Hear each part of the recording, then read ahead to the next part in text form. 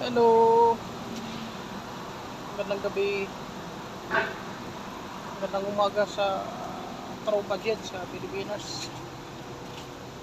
Update naman tayo sa sa price ng gasolina dito sa Saudi Arabia. Bali, ito yung price nung gasolina dito per liter, 2.18 palala. Tapos, tingnan natin kasi nag-full tank ako.